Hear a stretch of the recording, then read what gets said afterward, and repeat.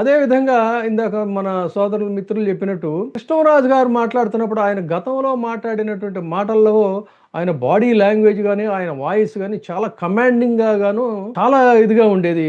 మరి ఇవి మిమ్మల్ని తిట్టేటప్పుడు మాట్లాడుతున్నటువంటి ప్రెస్ మీట్ ఒకసారి చూస్తే ఆ ట్రంబలింగ్ వాయిస్ కానీ ఆ కళ్ళల్లో ఉండేటువంటి ఒక ఇవి కానీ ఎక్స్ప్రెషన్స్ కానీ ఆ బాడీ లాంగ్వేజ్ చూస్తే మనిషి ఎంతగా ఇదై మాట్లాడుతున్నాడు, ఫ్రస్ట్రేషన్ లో ఉన్నాడు అనేటువంటిది అయితే చాలా స్పష్టంగా తెలుస్తా ఉంది. శివరామకృష్ణరాజు గారు, మీరు దీని గురించి మీరేమంటారు?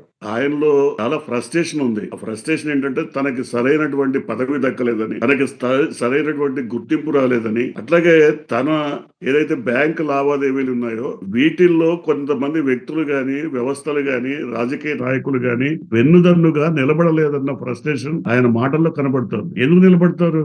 ఇప్పుడు ఎవరు దాంట్లో పూసుకున్నా కూడా వాళ్ళ నెత్తిన అదంతా పడేటువంటి అవకాశం ఉంది. అందువల్ల తప్పకుండా ఆయన ఒంటరివాడిగా మిగిలిపోయినాడన్న బాధ దుగ్ధ కనబడుతుంది. ఈ స్థితిలో జర్నలిస్టుల్ని ఆయన మచ్చిక చేసుకుని మంచిగా మాట్లాడి నా బాధ ఇది, నా కష్టం ఇది అని చెప్పుకుంటే ఒకవేళ పాజిటివ్ గా స్పందించవచ్చేమో. అంతేగాని నెగిటివ్ గా బ్రోకర్లు, డాకర్లు ఈ విధమైన భాష మాట్లాడటం వల్ల ఎవరు, ఇప్పుడు మీరు చెప్పారు ప్యానెల్లో ఉన్న వాళ్ళు ఎవరని, వీళ్ళందరిలో ఎవరు కూడా ఒక పైసా ఎక్కడి నుంచి ఆశించట్లేదు, తీసుకోవట్లేదు. ఆర్థిక కష్టాలు, నష్టాలు, సమస్యలు ఉన్నా కూడా ఎక్కడా చేయించట్లేదు. అట్లాంటి వాళ్ళని బ్రోకర్లు అని వీళ్ళందరూ ఈ విధమైన నీచమైన భాష మాట్లాడటం మరి ఆయన స్థాయికి తగింది కాదు. నిజానికి ఆయన ఒక రాజ్యాంగ పదవిలో ఉన్నాడు, కేవలం పొలిటీషియన్ గా ఉండి మాట్లాడటం లేదు, ఒక రాజ్యాంగ పదవిలో ఉండి ఈ భాష మాట్లాడుతున్నాడు. కాబట్టి దీన్ని ఖచ్చితంగా జర్నలిస్టులందరూ కూడా ముక్త కంఠంతో ఖండించాల్సినటువంటి అవసరం ఉంది. ఎందుకంటే ఇవాళ మేము మెయిన్ స్ట్రీమ్ మీడియాలో దాదాపు 20 ఏళ్ళు 25 ఏళ్ళు పనిచేసాం. ఆ తర్వాత వేరే వేరే ఛానల్స్ లో పనిచేసాం.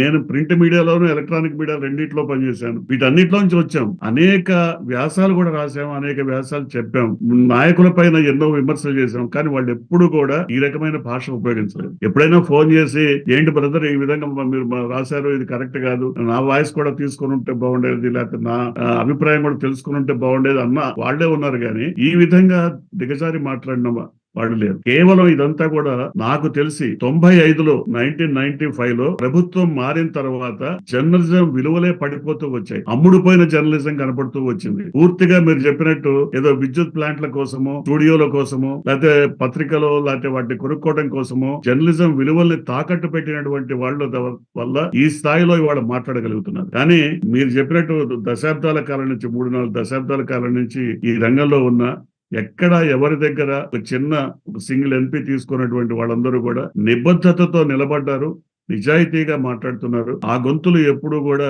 ప్రశ్నిస్తూనే ఉంటాయి, గట్టిగా నినదిస్తూనే ఉంటాయి. వీటికి మీరు తాళం వేయాలన్నా, గొంతు నొక్కేయాలన్నా కుదిరే పని కాదు. చాలా అద్భుతంగా చెప్పారండి. ఈ రోజు వీటీవీ ప్రైమ్ ఎప్పుడు కూడా ఇష్యూ బేస్డ్ గానే మనం దీని మీద చేస్తున్నాం. అసలు పర్సన్స్ కి సంబంధించి కానీ వాళ్ళ యొక్క ఇప్పుడు ఉన్నటువంటి ఈ వికృత రాజకీయాల వ్యవహారంలో ఇదే వాళ్ళది జర్నలిస్టులకు బాసటగా నిలిచినప్పుడే కనీసం వాస్తవాలను మాట్లాడేటువంటి జర్నలిస్టులు కొంతమంది అయినా ఉంటారు. అందుకోసమే ఈ రోజున ఇంతమంది సీనియర్ జర్నలిస్టుల ప్యానల్తోనే ఈ ఒపీనియన్స్ ఫ్లోట్ చేసాం.